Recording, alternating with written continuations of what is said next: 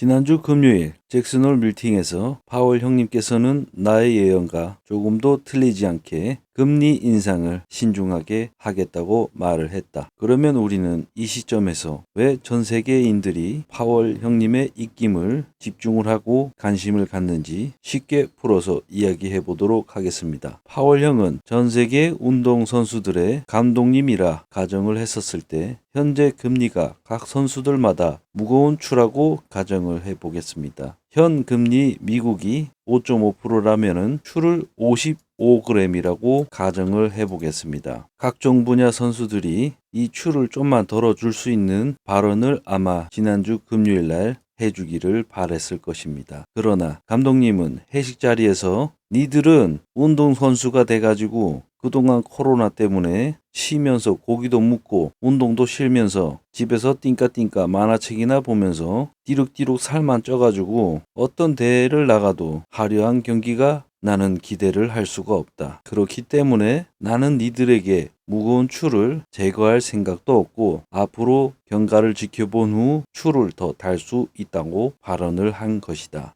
그러니까 쓸데없는 생각 말고 고기를 주식, 부동산, 코인 투자로 가정을 하고 그리고 사치 등을 부릴 생각하지 말고 열심히 일해서 각종 대회에서 멋진 결과를 가져와 주기를 바란다. 그렇다. 이처럼 우리는 각종 분야의 대회를 나가서 상금을 따먹기도 바쁜데 각종 분야를 하면은 최고의 선수권인 반도체 부분도 있을 것이고 자동차 부문도 있을 것이고 제약사, 소재 부품, 식품, 엔터테이너먼트 기타 등등이 있지 않겠습니까? 그런데 이 부분에 있어가지고 기업도 개인도 뒤룩뒤룩 살만 쪄가지고 우리는 고작 파월 형한테 파월 감독님한테 단지 우리에게만 다이어트만 지시한 것이지 전 세계가 지금 앞으로 열릴 대회도 별로 없을 예정이지만 그 대회를 나간다 한들 현재 전 세계 모두 고만고만한 선수가 쟁쟁하다는 것이다. 경쟁사 경쟁국들이 넘쳐난다는 것. 더 세밀하게 반도체 시장은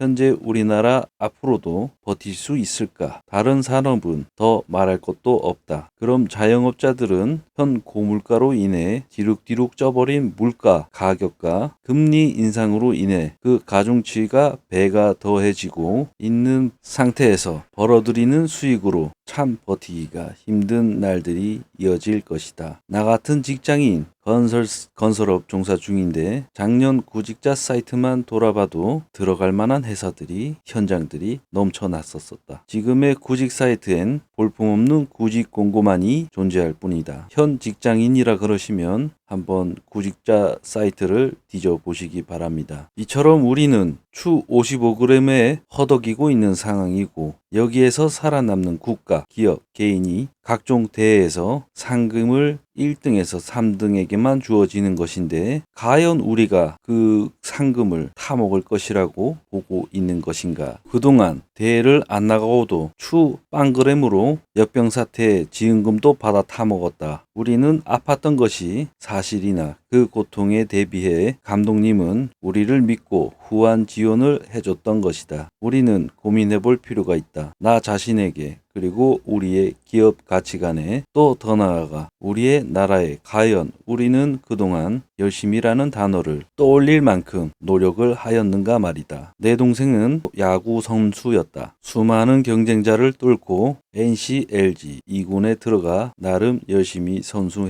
생활을 했지만 나는 안다. 동생이 피나는 노력을 했다는 것을. 그러나 이 세상은 결과에만 집중을 한다. 그렇기에 동생의 노력은 상대적 노력보다는 자신만의 기준을 세워 노력을 했다고 말하는 부분일 수도 있는 것이다. 1군 선수들 중에서도 그런 부분들이 나눠질 것이다. 단순히 야구라고 해서 빠따만 냅다 하루에 18시간 스윙한다 해서 잘하는 것이 아닐 것이다. 생각하고 부족한 것 공부도 하고 운동도 모든 부분에 잘 나눠 생각하고 훈련하여 결과치로 남들보다 뛰어나다는 걸 증명해야만 나의 노력이 허사가 되지 않다는 것이다. 앞서 말했듯 전 세계 시장의 경쟁자들이 치열하게 노력할 것이고 대한민국 안에서 우리만의 기준을 가지고 살아간다면 절대 최상의 값을 얻지 못할 것이다. 코로나로 인해 수많은 주식, 부동산, 코인 투자자들이 생겼다. 나름 선진국에 가까워지고 있다는 것을 생각을 한다. 경제적 개념을 가지고 살아간다는 것은 인류에 있어 선진화되는 문화를 이해하고 관리한다는 측면에서 정말 멋진 일이라고 생각을 한다. 그러나 그 모든 것들이 앞전에 말했던 나의 동생처럼 자기만의 기준을 가지고 남들의 시선에 남들의 카더라 통신을 통해 투자가 되고 있다면 그것은 나의 것이 아님을 인지하는 시간이 필요할 것이다. 차라리 그 돈으로